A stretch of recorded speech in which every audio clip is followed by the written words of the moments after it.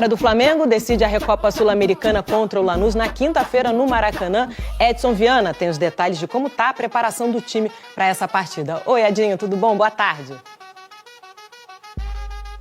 Oi, Débora. Boa tarde para você, boa tarde para todo mundo. Eu falo aqui em frente ao gramado do Ninho do Urubu, onde logo mais os jogadores do Flamengo voltam ao trabalho às 3h30. Nos próximos dias, eles têm uma sequência de jogos decisivos. Na próxima quinta-feira, o time precisa reverter um resultado adverso, a derrota por 1-0 no jogo de ida contra o Lanús pela Recopa Sul-Americana. Na próxima segunda-feira, o time administra uma vantagem de 3-0 que obteve no primeiro jogo da semifinal do Carioca contra o Madureira. Mas apesar de alguns resultados positivos, o momento é de pressão sobre o técnico Felipe Luiz, não apenas das arquibancadas, mas também da diretoria do Flamengo. Ele admite a responsabilidade que tem de fazer o time voltar a jogar bem. E para ajudar ao longo dessa semana, ele pode ter o retorno de um jogador importante, o meia Jorginho. Ele vem se recuperando de uma lesão muscular na coxa esquerda. Segundo o departamento médico do Flamengo, não era nada grave, mas ainda assim, o Jorginho já não atua desde a Supercopa contra o Corinthians. Um outro retorno importante para essa semana pode ser do Bruno Henrique, jogador histórico, sempre muito decisivo. Ele vinha jogando recentemente com um desconforto na região do pubis, ficou fora da relação no jogo contra o Madureira pelo Campeonato Carioca, pode voltar a ficar à disposição, assim como o Wallace, um jogador que às vezes é utilizado também. Ele ficou fora das últimas 3 partidas por causa de desconforto muscular. Então, esse elenco muito forte do Flamengo aí podendo contar com esses retornos para amenizar essa pressão sobre o Felipe Luiz, né, Débora? Eu volto com você.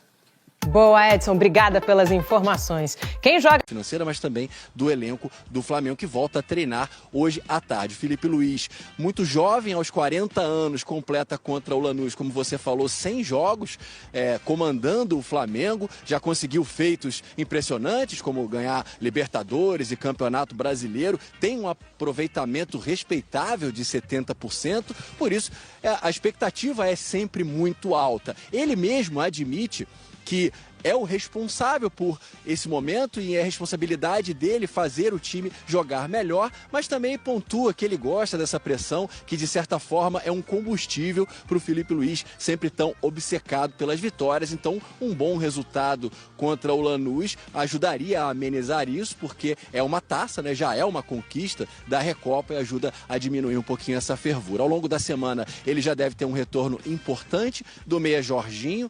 Ele vinha se recuperando de uma lesão muscular na coxa esquerda. O próprio departamento médico do Flamengo dizia que não era uma lesão muito grave, mas ele já não atua desde a Supercopa contra o Corinthians. É um jogador experiente que pode trazer também de volta um certo equilíbrio para o Flamengo. E um outro jogador que pode retornar também é o Bruno Henrique, sempre tão decisivo, jogador histórico do Flamengo. Ele ficou de fora da relação no jogo contra o Madureira, vinha atuando recentemente com desconforto na região do pubis, pode voltar a ficar à disposição também do Felipe Luiz nesse caldeirão. O Flamengo é sempre um caldeirão, né, Joana? Nunca tá calmo por aqui. Eu volto com você.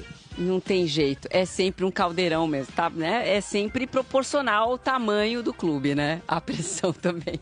Muito obrigada, Edson Viana, trazendo as novidades do Flamengo, que tem esse jogo importante para tirar um pouquinho dessa pressão em cima do Felipe Luiz, já tão vitorioso nessa história, nessa trajetória como treinador no Flamengo. Falando em treinador, o Galo tem um técnico novo, finalmente o Atlético... É o seguinte, eu comentei sobre a atuação de Samuel Lino, que entrou no segundo tempo, e foi muito bem, tá? Deu boa movimentação ao setor ofensivo do Flamengo, ele sofreu um pênalti, deu uma assistência, e os números, segundo o SofaScore, não mentem. Em 45 minutos em campo, ele deu uma assistência, uma grande chance criada, 2 passes decisivos, 22 passes certos dos 22 tentados, ou seja, 100% de aproveitamento, 6 dos 8 duelos ganhos e 4 dribles certos dos 6 que ele tentou. O Samuel Lino é um cara que precisa reconquistar a confiança. Eu ainda acho que ele está sem confiança, mas eu ainda acredito no potencial desse jogador. Ele vai dar a volta por cima, inclusive... A chegada do Lucas Paquetá foi muito boa para o Flamengo e boa para ele também, porque ele perdeu aquele status de jogador mais caro da história do Flamengo e essa pressão é muito grande e eu acho que ele acabou sentindo um pouco dessa pressão. Mas eu ainda acredito na volta por cima do Samuel Lino e por isso vou dar meu voto de confiança. Isso quer dizer que eu acho que ele tem que ser titular? Não. Mas o interessante é isso, é ter um elenco com muitos jogadores bons e aí eles brigam por posição. Outra coisa, galera, o Arrascaeta ele fez 100 gols com a camisa do Flamengo, e eu estava até conversando com algumas pessoas aqui, alguns amigos rubro-negros. Qual gol que vem à cabeça quando você fala gol do Arrascaeta com a camisa do Flamengo? Eu vou citar dois aqui, cara. O gol de bicicleta contra o Ceará, que foi um golaço em 2019. Teve outro também que eu lembro muito, a estreia do Jorge Jesus no Maracanã em 2019, naquele 6-0 em cima do Goiás. Jogo 11 horas da manhã, ele fez um golaço também. E recentemente o gol que ele fez contra o Vitória no ano passado, cara, foi um golaço também. Um gol de biquinho. Enfim, sou muito fã do Arrascaeta e eu queria trazer essa observação para vocês. E gostaria de saber de vocês, qual gol vem à cabeça quando vocês falam assim, gol do Arrascaeta com a camisa do Flamengo? São 100. E aí? Qual que você lembra agora? Falando assim, pum, gol do Arrascaeta. Tem algum que foi marcante para você? De repente um dia especial? Pode comentar aí e falar também. Galera, é o seguinte, o Flamengo já se reapresentou ontem à tarde, segunda-feira à tarde, iniciou a preparação para pegar o Lanús, e a agenda do Flamengo tem terça, hoje, treino à tarde, quarta, também treino à tarde, quinta-feira, jogo 9h30 da noite contra o Lanús no Maracanã, sábado, treino pela manhã, domingo, treino pela manhã, e na segunda, dia 2 de março, o Flamengo encara o Madureira. Essa é a agenda do Flamengo na semana. No último vídeo eu comentei aqui que as vaias da torcida do Flamengo no intervalo foram vaias justas, porque eu acho que o torcedor ele tem o direito de expressar o que ele está pensando, e o momento do Flamengo não é nada bacana, e o primeiro tempo do Flamengo contra o Madureira foi ridículo, patético, mas da mesma forma que vaia, a torcida do Flamengo abraça. Inclusive para essa final da Recopa na quinta-feira, mais de 55 mil ingressos já foram vendidos, expectativa de ingressos esgotados, casa muito cheia no Maracanã. Chegou o momento do torcedor abraçar a equipe, e a equipe será abraçada pelo torcedor, não tenho dúvidas disso.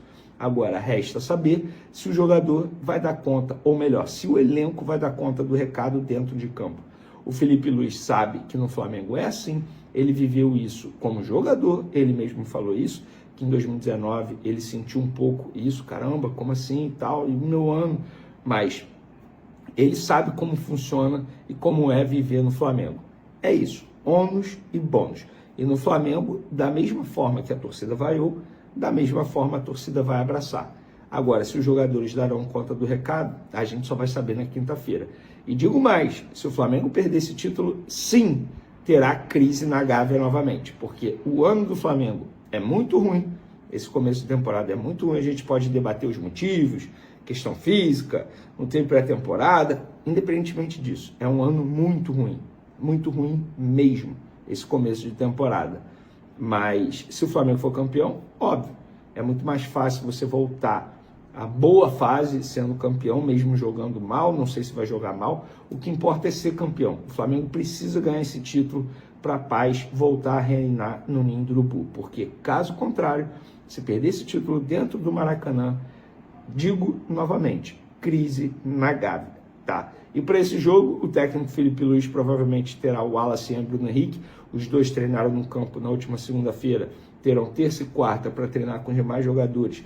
Esses dois jogadores foram ausências no último duelo com o Madureira, inclusive o Wallace já tem um tempo que não entra em campo por conta de dores musculares.